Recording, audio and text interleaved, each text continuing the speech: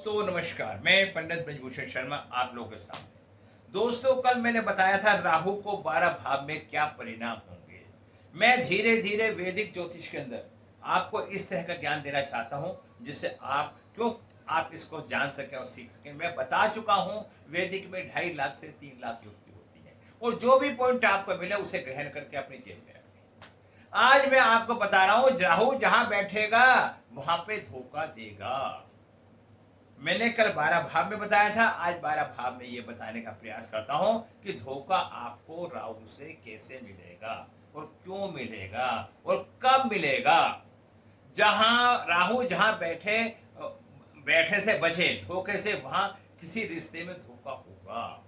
यदि किसी व्यक्ति के लगन में राहु बैठ जाता है तो उसको डेफिनेट है अपने पिता के से धोखा होगा। पिता का सुख नहीं मिल पाएगा, परेशानी का सामना करना पड़ेगा, उसे जीवन में अपनों से धोखा मिलेगा। यदि राहु तीसरे स्थान में बैठ जाता है तो उसे अपने भाइयों से धोखा मिलेगा। बुद्धि का बहुत तेज होगा, आर्गुमेंट करेगा, लेकिन अपने भाई बंधुओं से उसे धोखा मिलेगा। राहु यदि आपके चौथे स्थान पर बैठ जाता है, चौथा स्थान किसका होता है? माता का।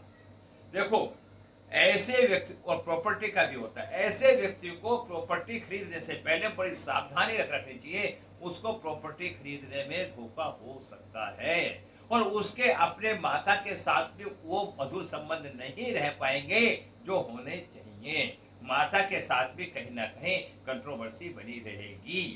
पंचम भाव में यदि राहु है तो आप ध्यान रखिए, पंचम स्थान बच्चों का भी होता है, बुद्धि का भी होता है और प्रेम का भी होता है।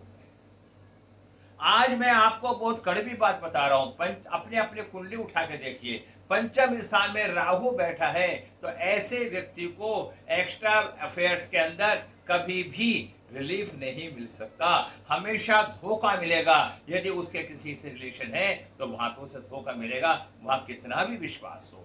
मैं बताना चाहता हूँ सातवां स्थान व्यापार का होता है।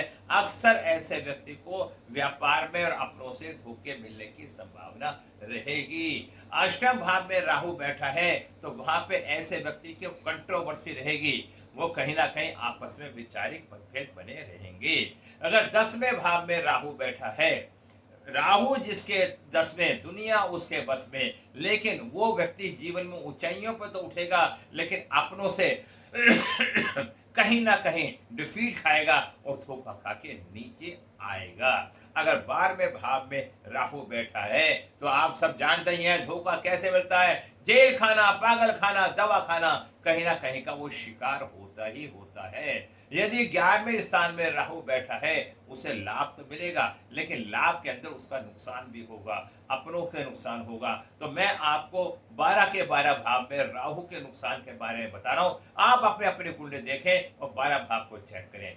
मेरा इन्हीं शब्दों से विराम लगाता हूं, हाथ जोड़ के निवेदन करता हूं कि आप